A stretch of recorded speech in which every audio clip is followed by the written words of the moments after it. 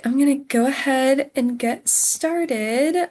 Good afternoon, everyone. Welcome to our Creative Conversations. This is a new program that the South Carolina Arts Commission is doing, focused mainly on organizations, and how art administrators, art officials, and even sometimes artists can be more connected with the community. And it focuses a little bit on our grants. But today we're doing something a little different, and we're focusing on a new area that we're calling Arts Plus. So the cross-sector relationship between arts and other things like communities, health, aging, and today we're going to focus on the military and veteran communities.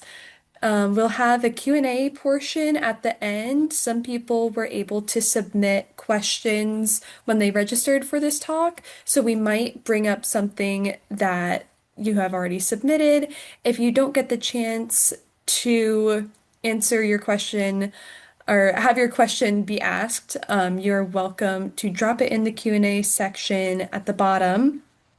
And I'll go ahead and introduce our panelists for today. So today we have Robert LeHeup. How did you pronounce your name? It's LeHeup. It's like hula hoop Le without the hoop. Yeah. Robert LeHeup.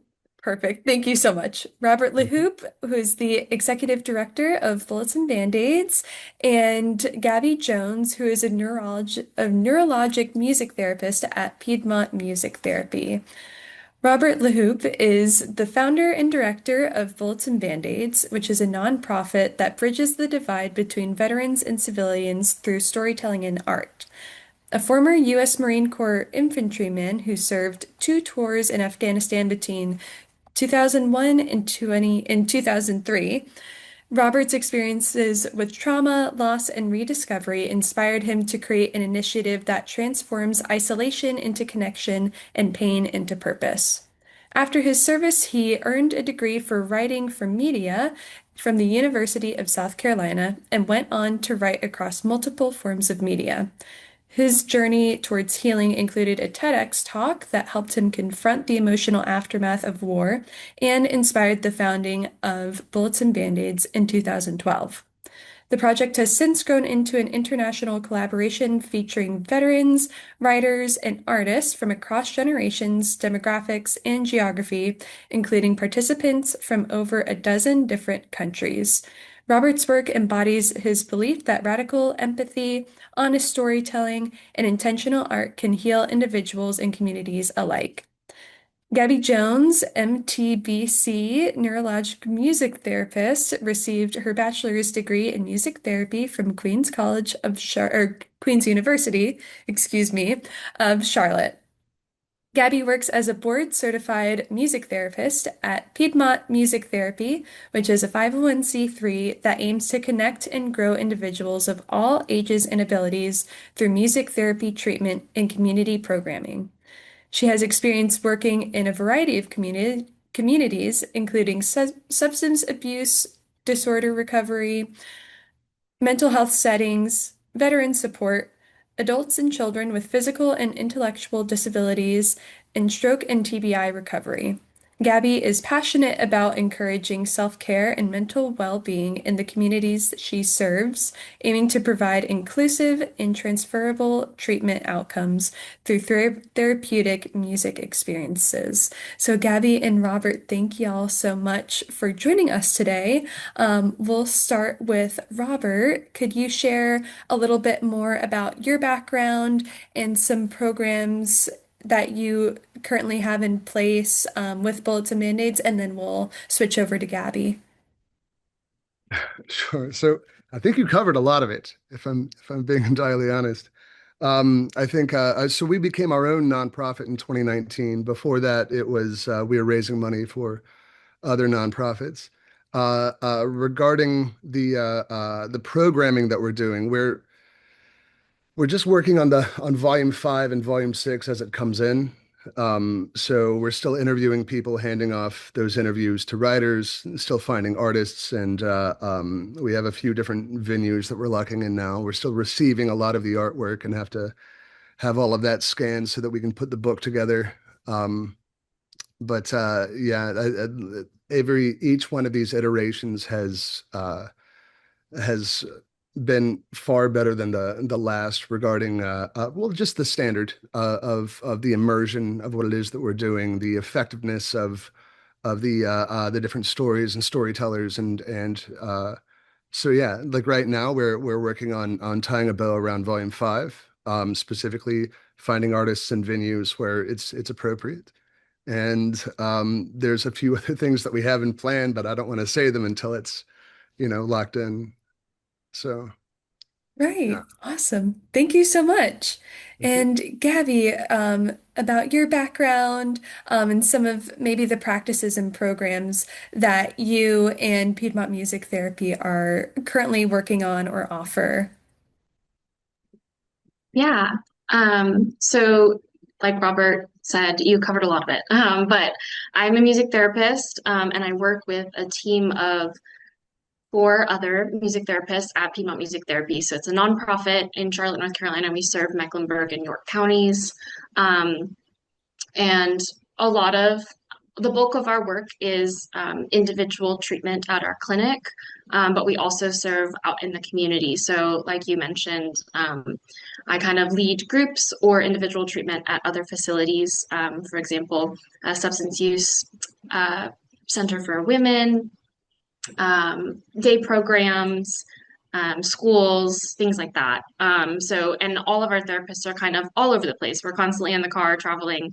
But then we also have individual treatment here at our clinic. So I will see individual clients from a large background.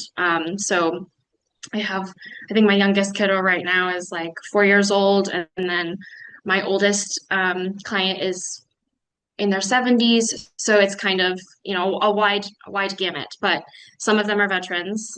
Some of them are folks with physical or intellectual disabilities. It just varies. So all of my days look different, which is keeps me on my toes. It's a lot of fun. But PMT is always looking to um, kind of expand our programming. I mean, the point of the switching over to a nonprofit is to provide more accessible resources for the community. So we are always looking to make more connections, new partnerships, things like that. We don't currently have any programming available for groups for veterans, but again, individual treatment can be accessed at our clinic. But we have done several groups in the past when we received grants to provide free programming for veterans in the Charlotte area. One of them was hosted at Johnson C. Smith University, which was really great because we were able to also service some student veterans. But yeah, as of right now, we're just still looking for opportunities to connect with groups of veterans. But yeah, I think that covers most of it.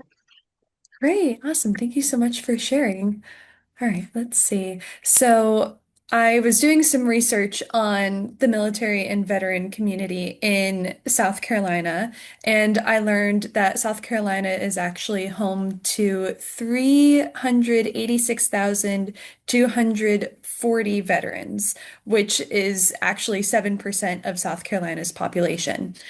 And veterans live all over the state. Some of them stay close to where they were last stationed. Some people move from wherever they were last stationed, either to be closer to family, in a different place, trying something new. And because these groups are so widespread and exist outside of South Carolina as well, what are some of the benefits that you've seen the arts providing to these communities? And either person can Okay. start, and then we'll go to the next. Well, I think the value of art, it's intrinsic and affects all of us. pretty much in the same way. I think the idea of having this style of sensory metaphor to where you can have a conversation that's not necessarily verbal is key. I think the real big thing being that the veterans aren't the exception to this any more than civilians are. So I think the power, the impact that art has is, as a social species, inherently ties us into that. Um, yeah, I think, Yeah, I definitely agree, Robert. I always say like music is a universal language, art is a universal language, right? So like everyone can resonate with it in a way that's personal to them. And there's actually like research to show that music especially is really powerful in the brain. So all sorts of good hormones are happening when you're engaging with art. You know, dopamine's increasing, serotonin's increasing, cortisol's decreasing, right? So, and that's going to happen for everyone. So that's really powerful for sure, but especially for those who maybe need that extra opportunity for those hormones to activate. I would say also just like in my experience working with veterans, I've had like self reports of people being able to, like you said, without having like necessarily a verbal dialogue, but engaging with music or creativity can help manage PTSD symptoms, help with mood regulation, encourage better self care practices, all sorts of wonderful things can happen without having to like, you know, outpour verbally to people, right? Right. yeah. So, Exactly. just to add that by the nature of spot on, Gabby, absolutely. That's one of the things that I'm so grateful to have you on this panel for is a lot of people don't realize the scientific impact of this style of thing. Um, and by the nature of like when you are viewing art one way or another, um, we'll use music, right? So there's three things are happening, right? Like what you just heard, like so you're digesting that. There's the thing that you're recognizing that you're hearing, and then the expected notes. And within that expectation, that is your inner musician, right? Having a conversation with this other person. So the amount of like I can't fathom, I can't quantify the amount of serotonin and dopamine, and yes, it's got to be profound one way or another. So yeah, that conversation that goes beyond all of these things, I think, is key, especially when it comes to people who are working with cultures where the taboo of them communicating is so strong. Right, exactly. And so music essentially, or art, any sort of art, as that bridging gap, essentially that middleman where people are able to express themselves, kind of dig a little bit deeper into some things that maybe they experienced or things that they want to experience. There's a few books and publications that are out right now. There's been a very large surge of exploring the arts related to the brain and how art can further and progress things like memory, trauma, coping mechanisms. The first book that I come to think of is Your Brain on Art. Yeah, Magnamson, I believe is her last name. I am just getting started with it. If anyone is really interested in looking more into like psychology, like neurology and your brain with art and including art. That's a really great thing to dive into. And I also found a study published last year by the National Institute of Health that focused on creative arts and healing among veterans as well. And the results showed the improvement of their well-being, quality of life, improvement of mental health, social relationships, belonging, and then perspectives on military service and also their sense of self in a positive light. Have you received feedback? Of course, you don't have to disclose names. We want to respect people that are in your groups and in your organizations, also in respect to HIPAA. But what sort of feedback have you received from people that have been either moved or drastically changed by music therapy, and then Robert also being engaged with Bullets and Band-Aids?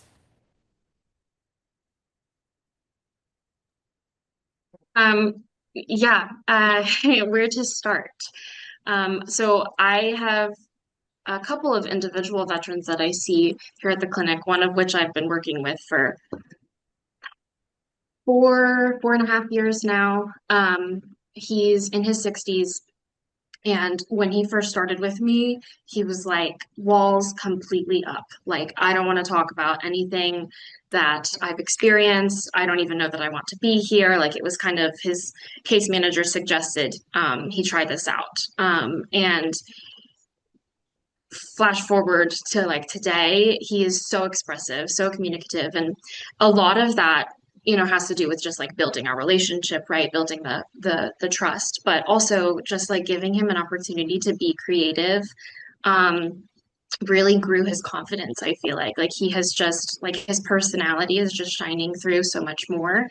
And he every time I have like a student or an intern come in and like observe a session with him, he just like goes on and on in the session. He's like, Gabby is so wonderful. Like she just makes me feel so heard, so seen, which is obviously very validating as a therapist. But just great to hear that he has the confidence to like say to someone else, like, hey, I feel valid, I feel safe, I feel heard in this space.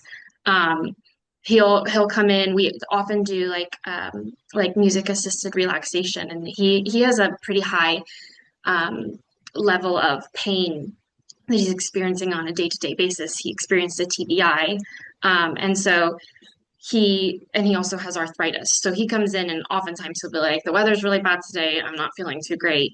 And then we'll engage in relaxation with either guitar or piano. And he is like leaving the session like, oh, I can go home and take a nap because like my pain is lower, which is just, so wonderful that even something as simple as just making music together can kind of bring that level of pain down.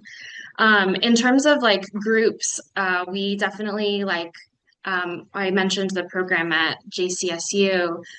We requested feedback from participants, and a lot of them just talked about how wonderful it was to like come into a space with other veterans as well, and just be able to like connect with each other creatively. And like there was almost like an instant rapport, and it was really wonderful as a therapist to just kind of like sit back and witness those connections being made, because I really didn't have to do much except like provide the tools, and then they were engaging with music and in conversation with each other and sharing their stories. And I think creativity, or music or art or whatever just really offers like almost like a human space, a safe space to like um, just feel comfortable and like expressing yourself. And I think like oftentimes they're initially like they're a little bit reserved, like, oh, I don't know how to play an instrument. I've never played an instrument before. Like maybe I don't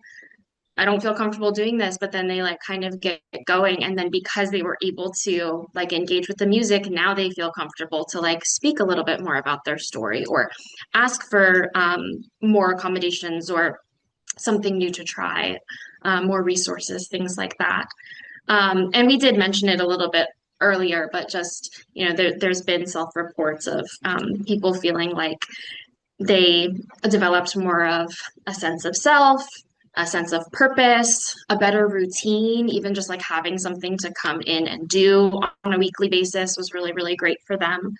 Um, and just like learning about the way that creative arts can have an impact on your brain and your body and who you are, I think also really resonated with them. Just like knowing like, oh, these things are happening in my brain. Like this is making me feel better.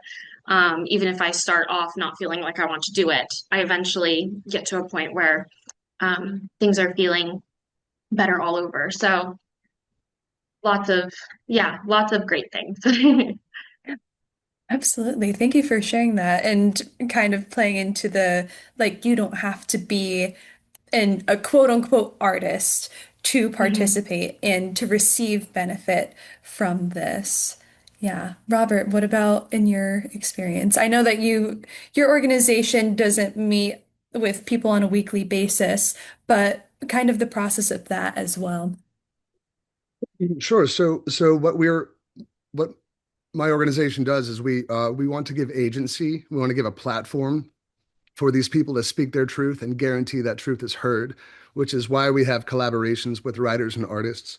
So just to be clear, I interview these people. It's not just veterans. Sometimes it's friends or family because we want to have as much of a holistic experience as possible. Interconnectivity is so key to what it is that we're trying to do. And that's not to say that we don't have veterans that just write or veterans that just create artwork, but a lot of the people that we deal with are civilian because we need this conveyance to be um, as as dignified as possible. We need to have it shown to as many people as possible because that interconnectivity.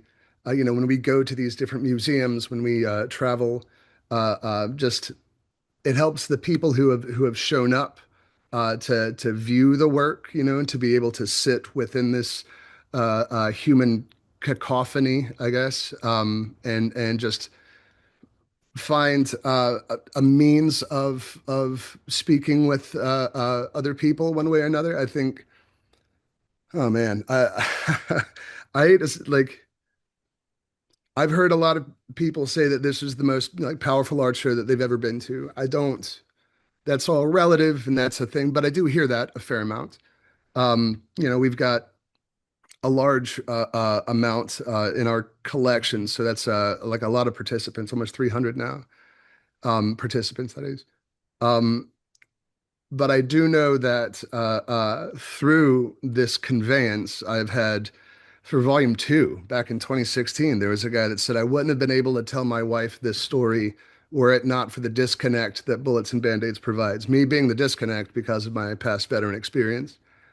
Um, yeah, there was when we were at the Columbia Museum of Art a couple of years ago, and we had a discussion panel.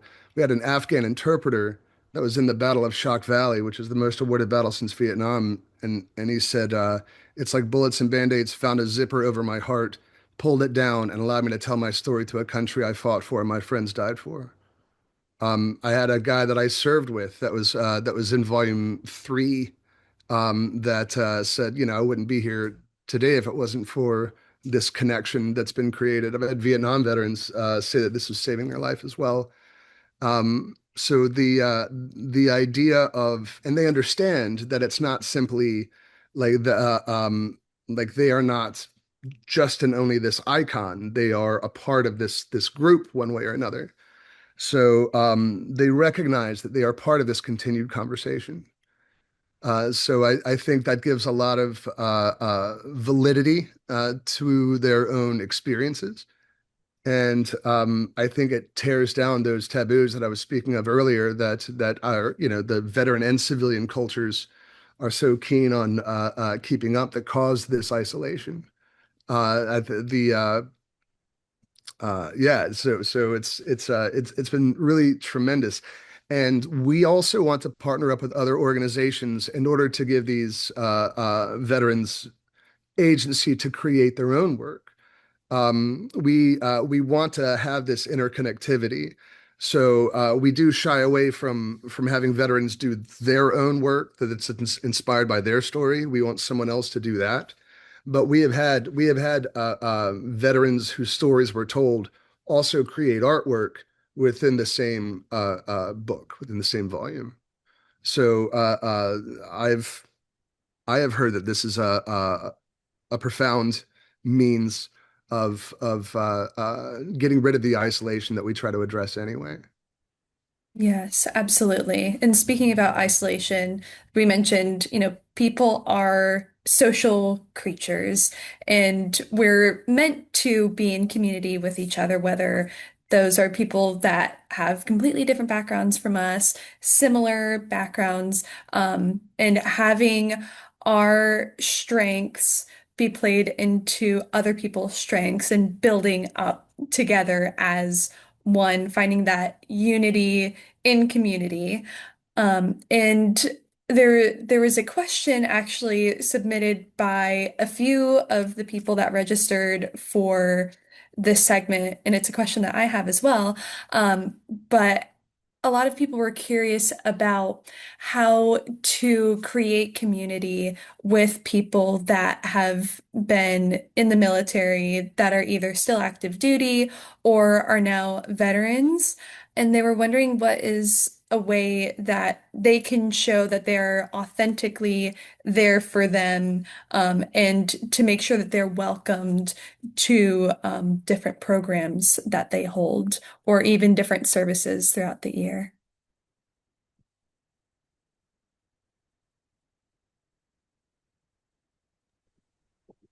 Robert, I feel like you can probably speak more on this from like a personal level of being a veteran, but I can share a bit of my experience and like how I build relationships with veterans, and then you can kind of tag on if you'd like.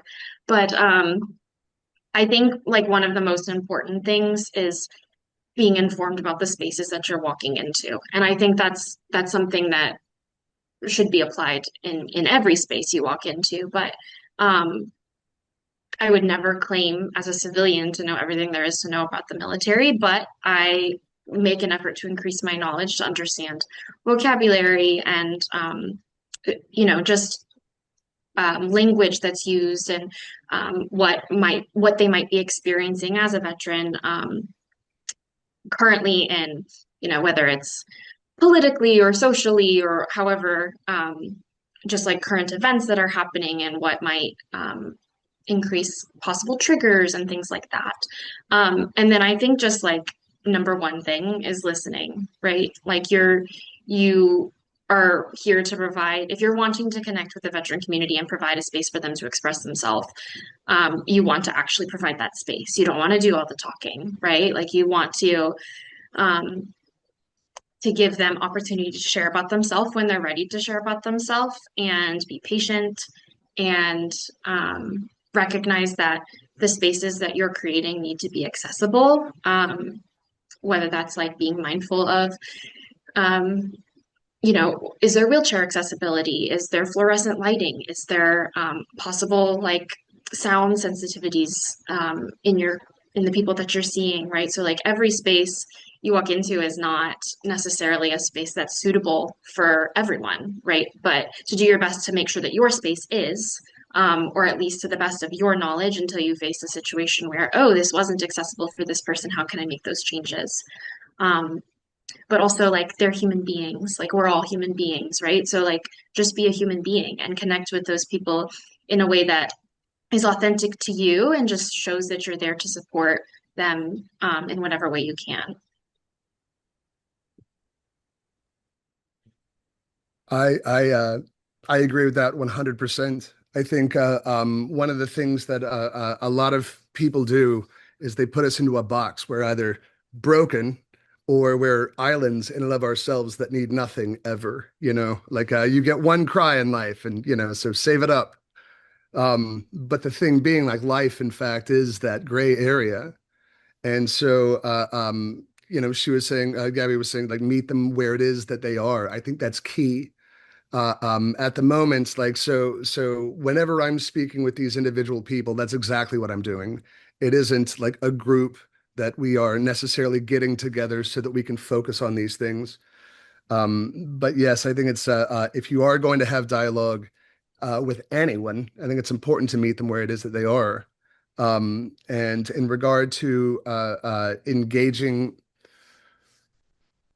those people who are closed off, like you can't really force that. Like the more you put force into that, the thicker that shell gets, you know.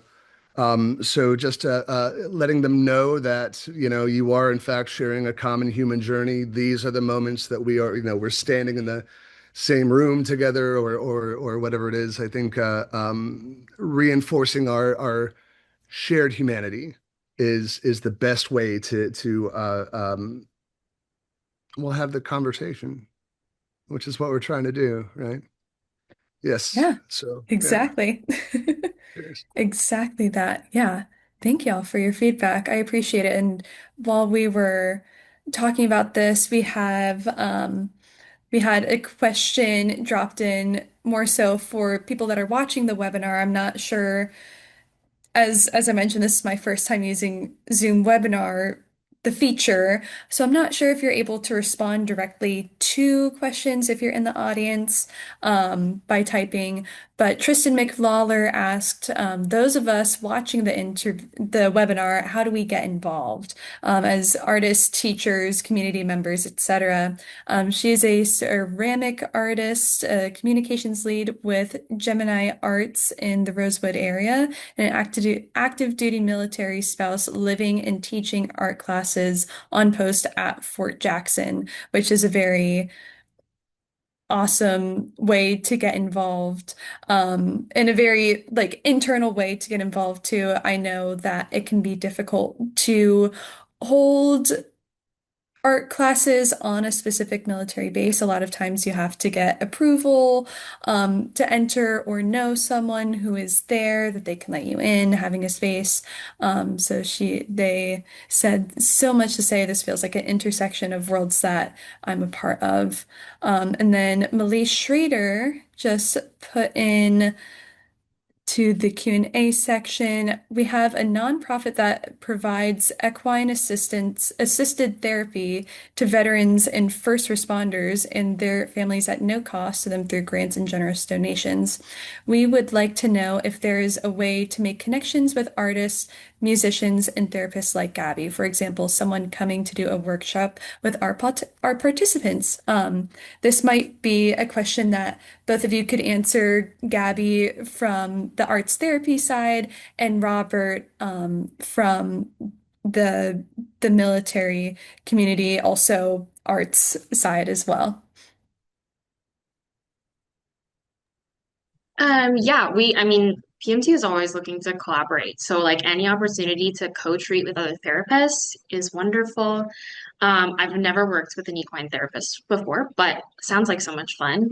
I have lots of clients who do participate in equine therapy. So I'm like relatively familiar with it, but I've never had the opportunity to directly witness it. But I would say just in terms of like incorporating art into um, that area, I think like something I always preach is like client preferred, patient preferred music, right? There's a certain type of music that's going to uplift one individual and maybe anger someone else, right? Like not everyone loves country music, not everyone loves rap music, right? So always being mindful of like how music might affect someone, but I think playing music that you know is client preferred could be helpful in individuals reaching their goals in whatever setting that they're in.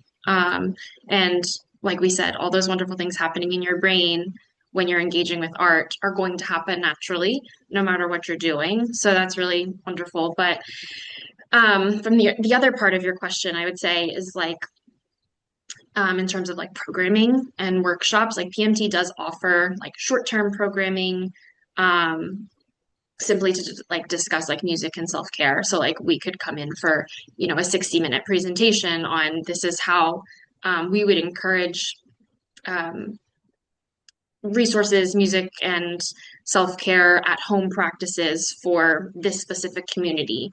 So we do give like almost like lectures or presentations on those things. But if we were doing more of like I think I saw this question sent ahead of time. So I wrote down something about like if it was like a retreat, maybe like a short-term music therapy programming that came in for however long the retreat went. Like we came in 45 minutes a day to do, small group music therapy programming with the participants. But all that being said, we love collaboration. So reach out to us and I'm happy to chat more about that.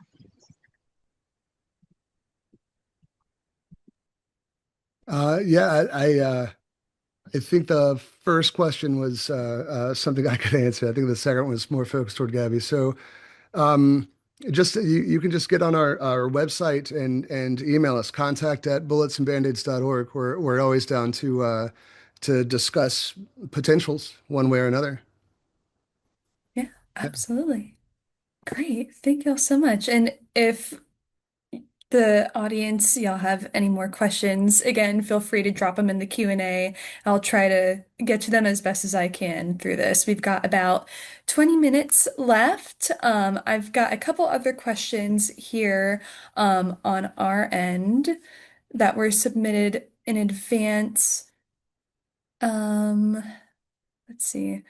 So based on community and getting involved with people. We mentioned how to build relationships, how do we know that they're authentic? But then there's also, as you mentioned, Robert, people that are military connected or civilians that are still impacted by um, the military and veteran community. We can't forget about those, the military spouses, their parents, kids that they may have, friends, even neighbors sometimes. So I was actually curious about how these opportunities, specifically with either one of your organizations, could help people that are military connected but not in the military.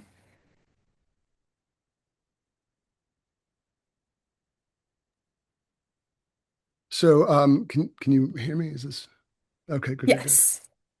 Um, so I think it's again it's kind of meeting them where they are if possible. Um, Invite them to the table, but don't force them to come. I think that's actually like one of the things that my organization tries to do is allow people to question and explore these different truths without it causing so much friction or contention one way or another.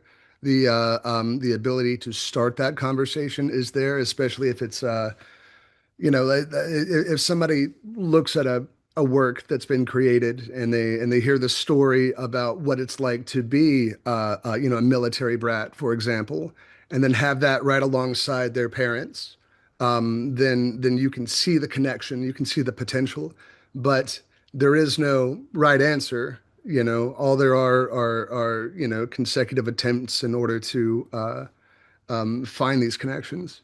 But I think one of the best ways to do it is to have as much, um, um, not to have as much representation, to have as much representation as you possibly can at any point in time so that that conversation can begin. Yes, and, right, Yes, absolutely. Leaving it open-ended so that other people can tag their stories on as well. right. Yes. Yeah, and not looking for it to fit your own narrative. You don't want to show up expecting an echo chamber. You want to show up and have a proper conversation. Right, exactly. And that I'm sure is so valuable in these communities as well. Like not only understanding, having that shared experience, but then also saying like, oh, okay, like maybe this is how it was different for me in my experience, and this is what we went through when times have changed, and there's different world aspects, there's different societal aspects. I'm specifically thinking during my research of the veteran groups in South Carolina, the majority of veterans in the state are Vietnam veterans. So, how that experience might be different from people that served in Iraq and Afghanistan versus people that served in Korea versus the few World War II veterans that we have living in our state, and having just like a very candid conversation about it. What about you, Gabby, have y'all had experiences with military connected communities? Yeah, I mean, I would say music therapy is for everyone. So there's definitely opportunity there for intergenerational stuff, family treatment, support groups, things like that. So um, I definitely have given space for clients to like bring in their spouses or their children or and just offering opportunity for that interaction in a space that um, like Robert said, doesn't force them to um, converse in a certain way, but rather just like, here you go. Like you have this opportunity if you want it. Um, and oftentimes, it's led by like the main client I'm treating, right? But maybe they'll getting their child to interact with the music that they're making or the music that they're writing helps the kid better understand, oh, like this is why my dad doesn't like to talk about this certain thing or whatever.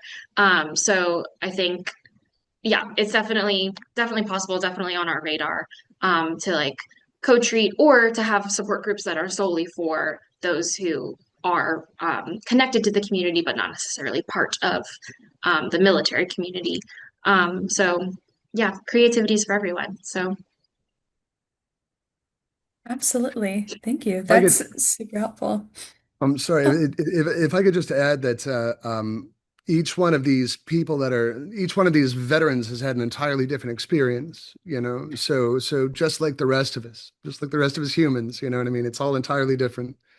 Um, even Vietnam veterans, like a lot of them, like their experiences are just wildly varied, one way or another. So the best thing then that you could do is you know, meet them and allow them the conversation, give them space, sort of thing. That's yeah, all. absolutely. Thank you so much. That is super helpful for context as well. Tristan, we have another question from them. This actually kind of ties into a question that I was going to ask you, Robert, about volume five. We won't dive into volume six since that is not up and, official yet. But Tristan asked, does Bullets and Band-Aid do in-person exhibits or is it mostly an online book format? It did sound like, and from my knowledge, that are some there are some in-person experiences. And then also meetups at Art Bar for veterans. Is that art focused or is it more so a connections networking opportunity? So we do. We absolutely tour. Initially, it used to be pop-up tours, so we would show up at a place, we'd put stuff up and stay there for a couple of days, and then go on and do the next thing.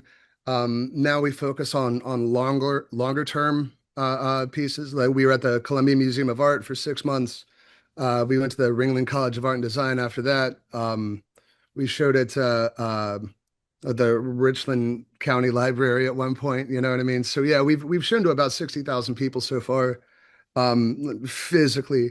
There are a few different venues that we're looking into now for the further collection, because we have so many people from outside of South Carolina and the United States. Like we could potentially like show at several different places.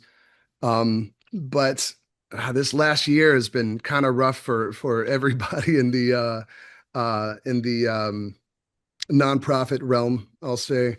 And so we are again like we are looking at different venues that we might have coming up. Certainly in South Carolina, and I hesitate to mention them because I'm much more a fan of like, yes, this is happening, but until then, like not to what is it, say anything that I can't back up one way or another. But yes, we absolutely show in different places. In regard to the art bar, on the second Friday of every month, they have this thing called Art Bar Veterans, or ABV. And basically it's a place where veterans can come from across the diaspora, that where it's, I guess, like, it's not really networking so much as just, veterans commiserating one way or another. Well, I guess it can be also networking, but I think the intention of it being to uh, uh, to reinforce our community. And we're honored and privileged to have them do this. In regard to what like Bullets and Band-Aids, they actually raise money for us, like that Friday of every month. Um, but yeah, that's which is also proven invaluable. The different conversations I've had. One of the things that I love about that, and I think this is very important, is the wild cross section of people from across generations, demographics, and geography that show up at the art bar that are veterans. I actually thought about doing a like one chapter of the book that's just like this one place, in the in this, you have all of these different people who have experienced, this massive variety of things. So it's a celebration of, our shared service, I guess. And yeah, we look forward to, continuing to have veterans from that to continue working with us. And yeah, it's an honor and a privilege. Absolutely. Thank you for sharing and giving a little more information about your in-person exhibits and in-person events. Gabby, there's also a question. It's not in this online portion, but there was a person who registered that was interested in kind of breaking the barrier between I'm not an artist and engaging in arts therapy. What are some ways that you have guided your clients and patients through that it's that struggle? Yeah, I would say that is something that comes up all the time. Is that like people come into a space meeting me for the first time. They're interested in music therapy, but they're like, I've never played an instrument in my life. Um, the wonderful thing about music therapy is that like a large majority of the instruments that we use with clients are going to be accessible instruments. Like anybody can hit a drum, anybody can shake a maraca, right? And so that's kind of like where I tend to start, right? Those instruments that like are relatively straightforward. Um, how can we do this together? How can I musically support you while we navigate this, right? And then eventually that builds confidence in like trying some that might be a little bit more unfamiliar or more challenging. Um, a large portion of my education to become a music therapist was to be proficient in several instruments. And so a couple of those are guitar, piano, and percussion. So my job a lot of times is to support a client musically with as much like substance and structure as I can provide so that whatever they're doing is gonna work no matter what. So a lot of times like there's like, some music theory happening behind the scenes of like, okay, how can I adapt to what they're doing to make sure that everything sounds the way that they want it to sound? Um, we're not necessarily always like teaching an instrument, right? It's more of like engaging with instruments or our voices. Unless the client comes in and they're like, I want to learn how to play this instrument, then that can obviously be a therapeutic goal. But it's really just like I'm meeting you where you are and whatever like musical output you want to produce. And I always tell clients like we all are like naturally musicians because we all have a heartbeat, right? There's natural rhythm in our bodies, right? So just channel that and you will get to where you want to be. And there's no right or wrong way to make music or make art or engage with music or art, right? It's like whatever way serves you. Um, and it's going to be beautiful because it's coming from you. It's coming from your heart. It's coming from your soul. Um, and it's expressive and creative. And that's the whole point of being in this space together is to be expressive and creative. So yeah. Thank you so much. I appreciate that. Yeah, having accessibility um, in the arts is huge, and being able to have an opportunity to engage with art, even if you have no background, and to build that confidence is super helpful, especially in music therapy. Also, Robert, in the work that you're doing with writing and then also collaborating with artists to create these visual presentations. It's super helpful. And again, just enriches the environment of, building that connection with community, working through the experiences that people have had, happy and sad. So yeah, I definitely want to give our audience an opportunity to ask one more question in the Q&A before we wrap up. We're getting to the end of our time. Um, so if anybody has any questions, I'll wait for that as I shamelessly self-plug one of the Arts Commission's grants, which is Arts Project Support, because we also had some questions from people about how they can receive funding to either start a project or an event around this community. We don't have anything at the moment specifically focused on military and veteran communities in South Carolina, but Arts Project Support is a grant that you can use for nearly any sort of project. You can create a new project, you can buy supplies, you can even revamp systems that you need if you're needing to get in contact with a specific group. All of that is super helpful. That is currently open and it closes on March 2nd of this year. Any projects that you're looking to get funded through Arts Project Support will need to be complete by May 31st, 2026. And funding for Arts Project Support is a maximum of $2,500. It's super helpful. Also, if you're wanting to learn more about how you can be involved in the military and veteran community, and you're looking for professional development on creative arts and healing or creative arts and community connections, you're also able to use or apply for that grant money to go to a professional development course or conference so that you can build your skills and bring that back to the communities that y'all are living in.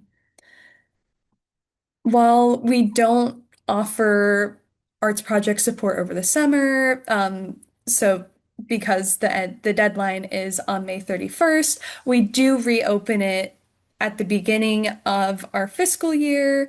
So if you're looking to start something but might not have the time to complete it by May 31st this year, it will reopen in typically mid-August and will be open from August 2026 through the beginning of March 2027 for our FY 27 year. All right. Don't see any other questions in the chat, but Gabby and Robert, do y'all have any closing remarks that you'd like to share?